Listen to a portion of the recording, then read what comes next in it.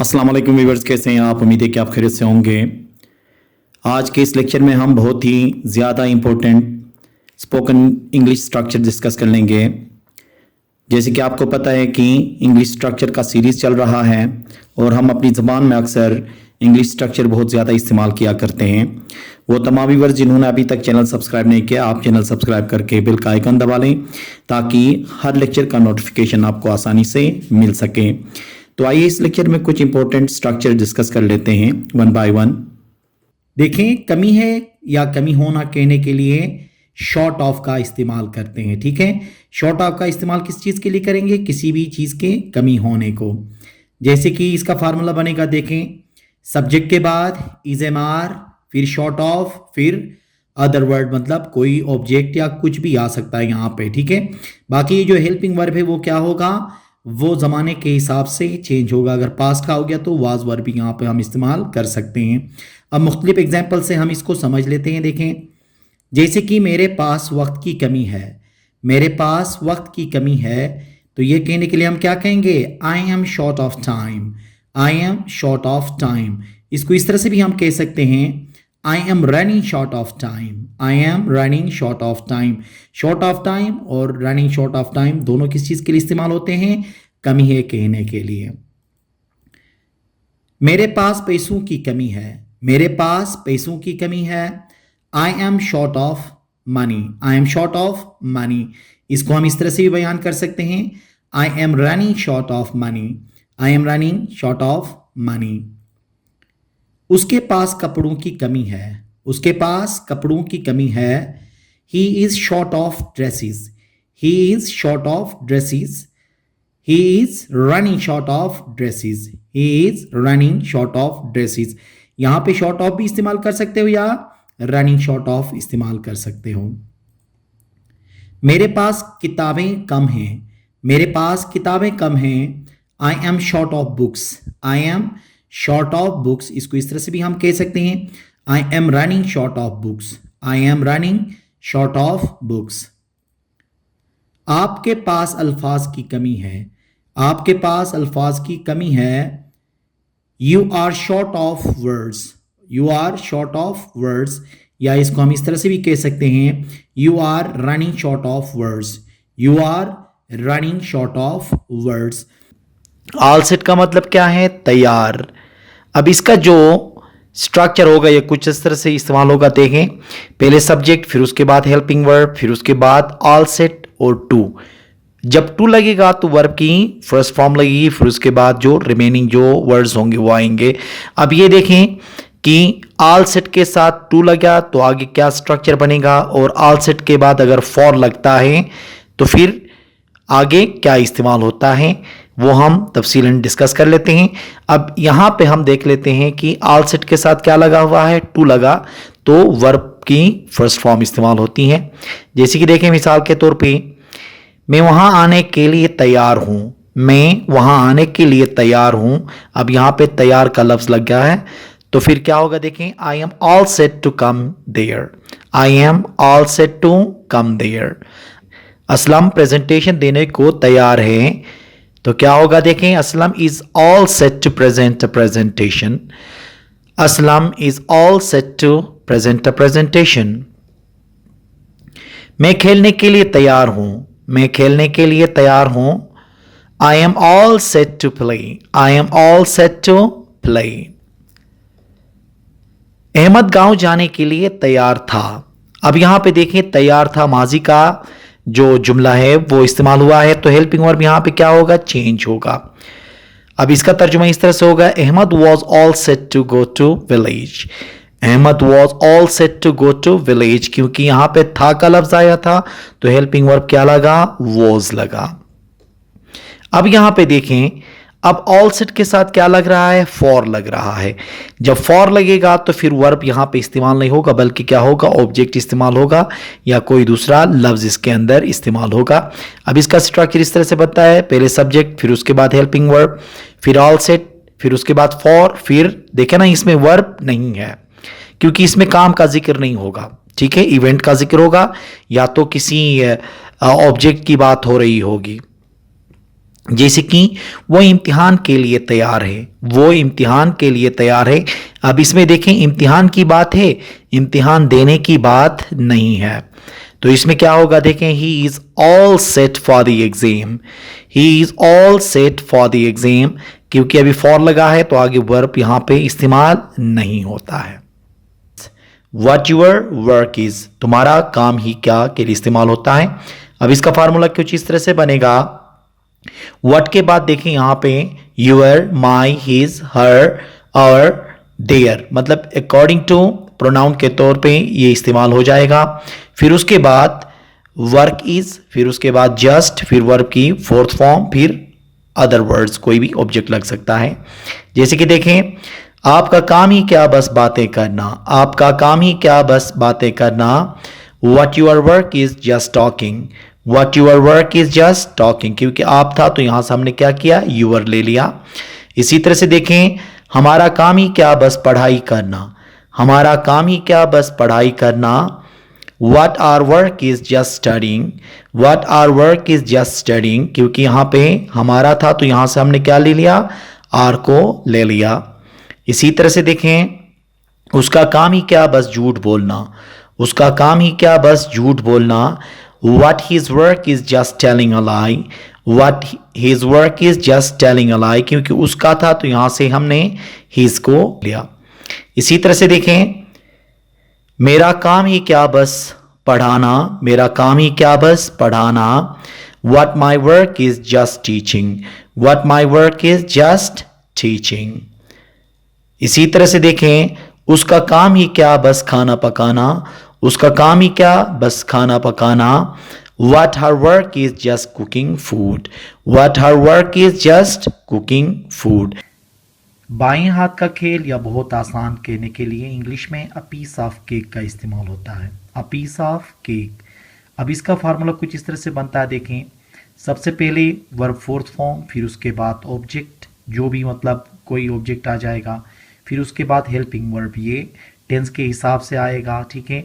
अगर प्रेजेंट का है तो प्रेजेंट का हेल्पिंग वर्ब लगेगा, पास्ट का है तो पास्ट का हेल्पिंग वर्ब लगेगा, फिर a piece of cake, for, फिर नाउन और प्रोनाउन। जैसे कि एग्जाम्पल देख लें, ये सवाल हल करना मेरे बाएं हाथ का खेल है, ये सवाल हल करना मेरे बाएं हाथ का खेल है। इसको इस तरीके से भी कह सकते हैं, ये सवाल हल करना मेरे लिए बहुत आसान है। बाएं हाथ का खेल का मतलब है बहुत आसान है। तो इसका तर्जुमा किस तरह से होगा, देखें, solving this question is a piece of cake for me, solving this question is a piece of cake for me. इसी तरह से देखें, प्रेजेंटेशन देना मेरे लिए आसान काम नहीं है, प्रेजेंटेशन देना मेरे लिए आसान काम नहीं है। इसका क्या होगा, देखें, इसको इस तरह से भी कह सकते हैं कि प्रेजेंटेशन देना मेरे बाएं हाथ का खेल नहीं है। Presenting presentation is not a piece of cake for me, presenting presentation is not a piece of cake for me. अंग्रेजी बोलना मेरे बाएं हाथ का खेल है, अंग्रेजी बोलना मेरे बाएं हाथ का खेल है। इसको इस तरह से भी कह सकते हैं, अंग्रेजी बोलना मेरे लिए बहुत आसान है, अंग्रेजी बोलना मेरे लिए बहुत आसान है।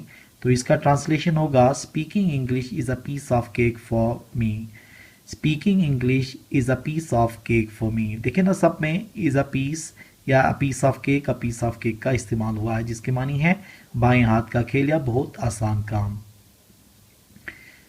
अब देखें, ये पास्ट के लिए जब इस्तेमाल होगा तो किस तरह से होगा, मसला हल करना मेरे बाएं हाथ का खेल था, मसला हल करना मेरे बाएं हाथ का खेल था। इसको इस तरह से भी कह सकते हैं कि मसला हल करना मेरे लिए बहुत आसान था। इसका तर्जुमा होगा, देखें, solving problem was a piece of cake for me, solving problem was a piece of cake for me. अब देखें, यहाँ पे वॉज लग गया, जैसे कि मैंने कहा था कि हेल्पिंग वर्ब टेंस के हिसाब से लगेगा। तो पहले प्रेजेंट था तो यहाँ पे प्रेजेंट का हेल्पिंग वर्ब लगा था, और अब यहाँ पे पास्ट है तो इस साइड पे क्या होगा, यहाँ पे वॉज का इस्तेमाल हुआ। गाड़ी खरीदना मेरे बाएं हाथ का खेल था, गाड़ी खरीदना मेरे बाएं हाथ का खेल था। या इसको इस तरह से भी कह सकते हैं, गाड़ी खरीदना मेरे लिए बहुत आसान था। तो इसका तर्जुमा होगा, buying a car was a piece of cake for me. It is not that. इसका इस्तेमाल होता है उर्दू में ऐसा नहीं है कहने के लिए, ठीक है। ऐसा नहीं है कहने के लिए इंग्लिश में इट इज़ नॉट दैट का इस्तेमाल होता है। अब इसका जो फॉर्मूला बनेगा, स्ट्रक्चर देखें, इट इज़ नॉट दैट के बाद हम सेंटेंस इस्तेमाल करेंगे, ठीक है। जैसे कि ऐसा नहीं है कि वो यहाँ नहीं आता है, ऐसा नहीं है कि वो यहाँ नहीं आता है। It is not that he does not come here, it is not that he does not come here. ऐसा नहीं है कि उसे कुछ पता ना हो, ऐसा नहीं है कि उसे कुछ पता ना हो। It is not that he does not know anything, it is not that he does not know anything. ऐसा नहीं है कि उसे एहसास नहीं होता, ऐसा नहीं है कि उसे एहसास नहीं होता। It is not that he does not feel, it is not that he does not feel. ऐसा नहीं है कि मैं उसे यहाँ दावत नहीं देता, ऐसा नहीं है कि मैं उसे यहाँ दावत नहीं देता। It is not that I don't invite him here, it is not that I don't invite him here. तो इसका मतलब ये हुआ कि ऐसा नहीं है कहने के लिए हम किस चीज़ का इस्तेमाल करते हैं, इट इज़ नॉट दैट का इस्तेमाल करते हैं, फिर उसके बाद सेंटेंस लगा लेते हैं। ले जाना, ले जाने के लिए क्या है, take to, take to.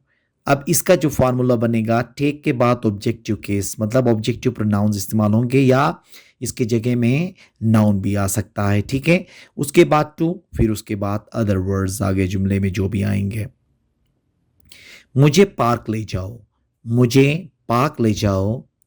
Take me to park, take me to park.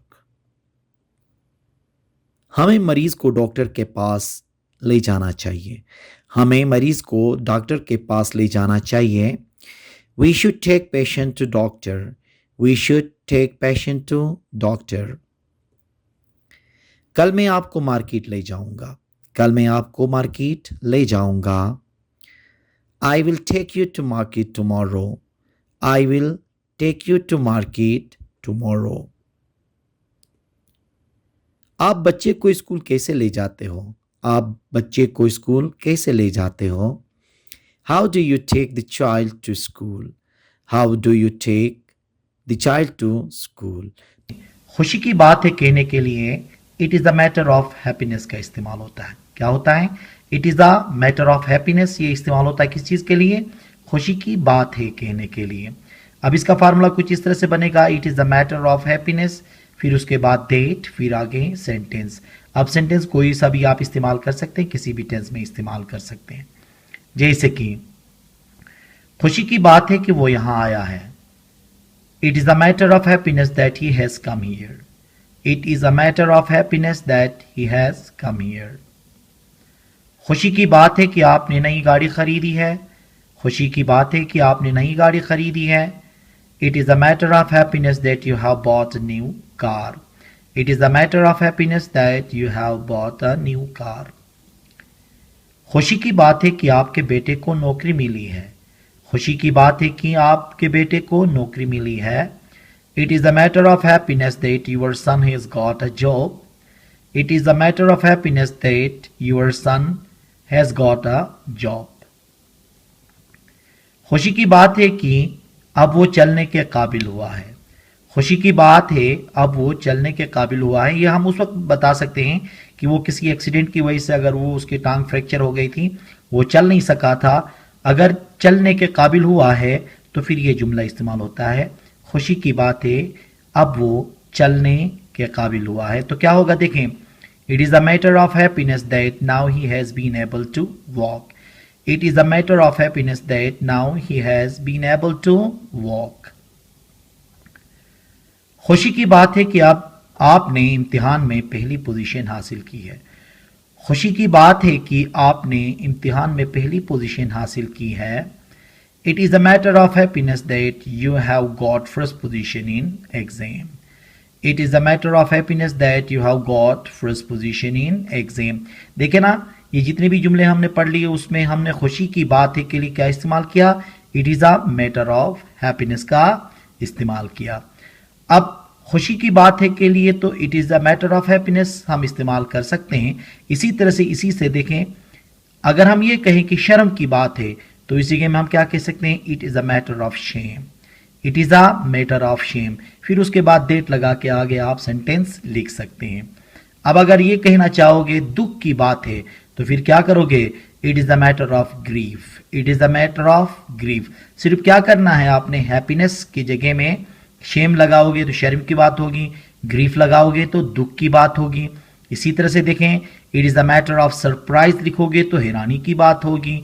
ठीक है, तो इसी तरह से स्ट्रक्चर ये खुशी के लिए भी इस्तेमाल कर सकते हो, हैप्पीनेस की जगह में शेम इस्तेमाल करके शर्म की बात है के लिए भी इस्तेमाल कर सकते हो, यहाँ ग्रीफ लगा के दुख की बात है के लिए भी इस्तेमाल कर सकते हो, और हैरानी के लिए सरप्राइज करके आगे जुमला एज इट इज जिस तरह से हमने पहले ही हैप्पीनेस के लिए बनाए हैं इस तरह से आप बना सकते हैं। तो उम्मीद है कि यह लेक्चर आपको पसंद आया होगा। Thank you very much.